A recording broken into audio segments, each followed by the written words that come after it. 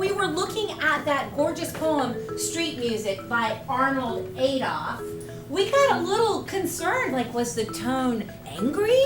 Because we had words like battle blast and metal grinding. Or was it a more joyful poem? Was it something enthusiastic because it was street music?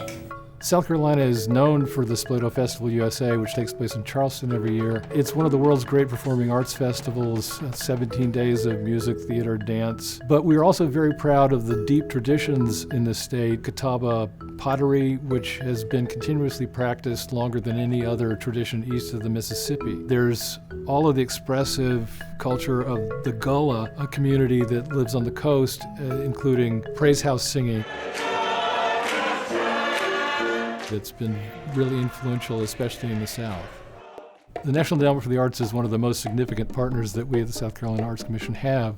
In the 1980s, South Carolina was in the midst of major education reform, and we as an arts agency were really looking for ways that we could address that in a serious way.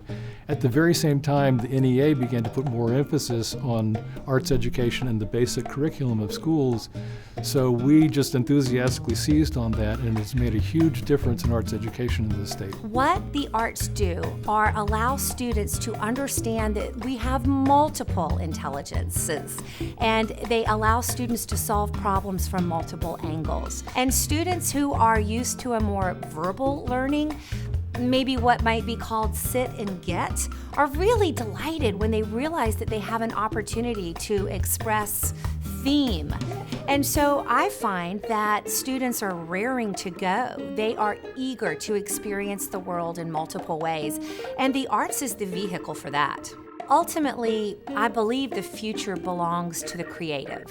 And those students who've had an opportunity to engage in any of the creative arts, coupled with your languages and your sciences and your math, those students are going to be the ones who are poised to solve the complex problems of our days. Leo Twiggs is one of South Carolina's great painters, very much admired and very influential on younger artists. And his work is beautiful, but it also has a way of causing people to think about issues and changing their perspectives on those issues. What happens with dye is when you put one color on top of another color, it seeps in and creates new colors.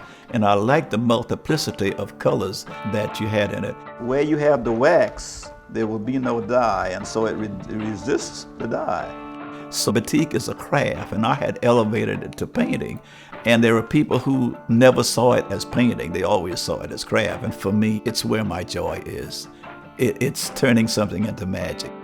Sometimes I take the flag and let it represent the South, the cotton, the fields of cotton that you see, the morning dew in the South, because I think the flag is like a facsimile that hangs over everything in this area. It's like a smoke screen that is always there. So I try to suggest that in my work. My flags are tattered and torn. You never see the edges of them because the flag, the whole period of the Civil War is gone with the wind. I try to paint it as if you open a trunk, an ancestor would open a trunk and pull out this flag from 1865. It would be mildewed, tattered, torn. It would probably fall apart in your hand. And they certainly wouldn't be flying that on a state house. It would be in a museum where it belongs. And so I think that it's that irony that I try to explore as well. So I'd like to wish the National Endowment for the Arts a happy 50th anniversary. Happy 50th anniversary, National Endowment!